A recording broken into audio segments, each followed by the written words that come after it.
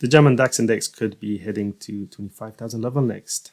Hello everyone, my name is Fawad Razakzada, market analyst for City Index. Today is the 10th of October. Let's get into it. The German DAX index had been consolidating for several months until it broke out last week, taking out this trend line, and from there it has continued to push higher, eventually breaking to a new high early this week. Since the middle of yesterday's session, though, we have seen a bit of hesitation there, not just on the DAX, but all the other major indices as well. However, the underlying trend is clearly bullish, and from here, I wouldn't be surprised to see the index stage another potential rally. After all, this green shaded area is a massive zone, a massive technical zone, where the index had previously found strong resistance on a couple of occasions. But now that we've broken through it, I'm expecting this area now to turn into support. And specifically, the area is at around 24,500 to 24,650. And we are bang in the middle of that range right now. Now, zooming in a little bit further, we can see a couple of more levels. The high of this hammer candle comes in at around 24,457. So that's another support level to watch. And below that, we have 24,300, which is an intraday level. As I zoom into the hourly chart, you can see that we've bounced from this level on a couple of occasions before rallying to new highs. So that level is now very important to hold from a bullish point of view as I move back to the daily chart now. For as long as the index holds above 24,300, the path of least resistance will remain to the upside, despite what it does in the intermediate term. On the upside then, a couple of targets. Well, the first target is liquidity now resting above this doji-like candle from the previous session at 24,773. So people who thought that the market may have topped could be placing their stops there. And if the trend continues, which I think it might, then that will be the first pool of liquidity for the bulls to target. Beyond that, there's not much in terms of obvious levels, apart from the psychologically important 25,000 level, which is now in sight. Can we get there today? That's the key question.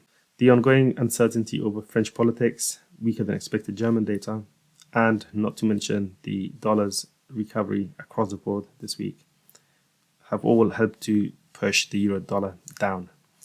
The euro dollar has broken below this trend line, and that has triggered some runs on the stops, which has taken it to around 115.60 level at the time of this recording.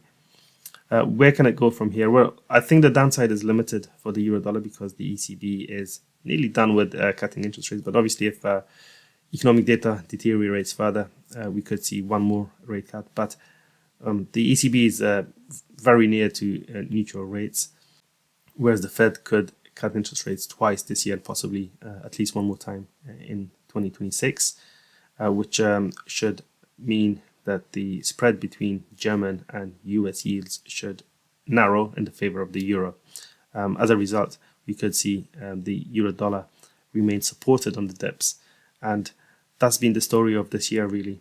And I think there's more to it. I think obviously for now the momentum has been lost, which is largely to do with the lack of economic data releases from the Eurozone, from the US rather, because of the ongoing government shutdown, which has helped the dollar, funnily enough, because interest rates in the US is among the highest in G10, which is why it costs more to short the dollar. I think that's why we've seen the dollar bounce back. But if and when the government reopens and we see the release of more data, then depending on the outcome of incoming data, we could see renewed pressure on the greenback, because there are concerns that the labor market is weakening, which is the main concern for the Fed, obviously, and that could keep the Fed on a cutting path in terms of interest rates. So all told, I think the downside is limited. 115, if we get there, could be an interesting area to potentially see a bounce in the euro dollar. But let's see if we'll get there. On the upside, now 116.20, this blue line here, is a possible resistance area, because that's where the underside of this broken trend also comes into place. Above that, you have 117. And then if we go above 117, that would cause the break of this short-term bearish trend.